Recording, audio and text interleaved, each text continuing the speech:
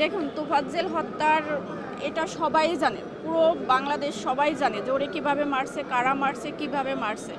তো এখানে আর মানে দ্রুত ওর বিচার, মানে হত্যা মামলার বিচার করা উচিত এবং সবাইকে দেখানো উচিত যে সঠিক ন্যায় বিচার হয়েছে ওর পক্ষে, এটাই বলার। এবং আমিও দেশবাসীর কাছে দোয়া চাই যেন দ্রুত সঠিক বিচার পায়ও।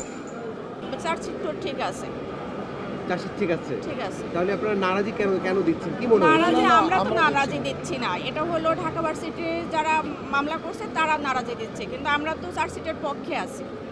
যেটা তদন্ত করে যেটা জমা দিছে সেটা সঠিক আছে।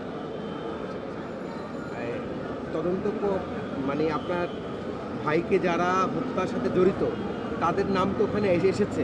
হ্যাঁ হ্যাঁ, মানে ওইটা নিয়ে আপনাদের কোনো মানে থানার ওসি এসআই যে তদন্ত করেছে তদন্ত নিয়ে আপনাদের কোনো আপত্তি নেই? না। আচ্ছা, আমি একটা জিনিস একটু ক্লিয়ার করি, সেটা হচ্ছে যে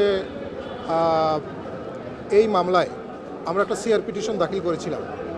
তো সিআর পিটিশনের কার্যক্রমটা স্থগিত রেখেছিল যে এই চার্জশিট দেওয়ার আগ পর্যন্ত।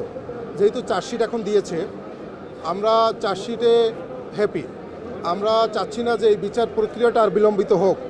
আমরা চাচ্ছি দ্রুত এই তোফাজ্জেল হত্যার বিচার বাংলাদেশের মানুষ দেখুক, এবং সেই প্রত্যাশায় আমরা আজকে কোর্টে এসেছি যে এই চার্জশিটটা অ্যাকসেপ্ট করে দ্রুত ট্রায়ালে পাঠানো হোক। এখন এখানে চার্জশিটটা নারাজি পিটিশন দেওয়ার কিছু নেই, কারণ এই মামলাটায় আমরা চার্জশিটে যেটা দেখেছি প্রায় 16 জন ঢাকা বিশ্ববিদ্যালয়ের যারা প্রফেসর, ওই হলের হাউস টিউটর যারা ছিলেন, ওখানে সিকিউরিটি গার্ডসের যারা ছিলেন, প্রক্রিয়ার টিমে যারা ছিলেন, 16 জনের 161 তাদের জবানবন্দি নিয়েছে যে ওখানে কারা কারা হত্যা করেছে, কারা কারা জড়িত ছিল, এই স্পেসিফিক নাম বলে। এবং এই মামলায় আপনারা জানেন যে 6 জন আসামিকে অলরেডি তারা জেলে আছে, এবং হচ্ছে তারা 164 করেছে, তারা দোষ স্বীকারোক্তিমূলক জবানবন্দি দিয়েছে, এবং তারা ওই স্বীকারোক্তির মধ্যে বলেছে যে আমাদের সাথে কারা কারা এই আঘাত করেছে তোফাজ্জেলকে, কারা ভাত খাইতে নিয়ে গিয়েছে, কারা হচ্ছে মাঠ থেকে ধরে নিয়ে এসেছে, কারা গেস্ট রুমে বসে অত্যাচার করেছে, কে হচ্ছে চুল কেটে দিয়েছে, কে গায়ে আগুন ধরিয়ে দিয়েছে, এগুলো তারা 164 স্পেসিফিকভাবে বলেছে। এবং এটা ইন্টারেস্টিং বিষয় হচ্ছে যেখানে যতগুলো ভিডিও ফুটেজ ছিল তারা ফরেন্সিকে পাঠিয়েছে এই যে মামলার যিনি তদন্তকারী কর্মকর্তা, যে এই ভিডিও ফুটেজগুলো ঠিক আছে কিনা।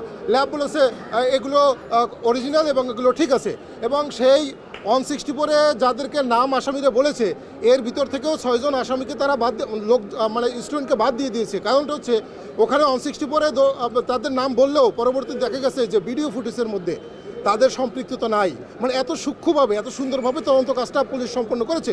আমরা এই পুলিশকে ধন্যবাদ জানাই, এবং আমরা চাই যে এটাকে আর বিলম্বিত না করে for the ends of justice দ্রুত বিচার প্রক্রিয়াটা সম্পন্ন হোক এবং ট্রায়ালে যাক। খুব সুন্দর বলেছেন আপনি। আপনার ভাই হত্যার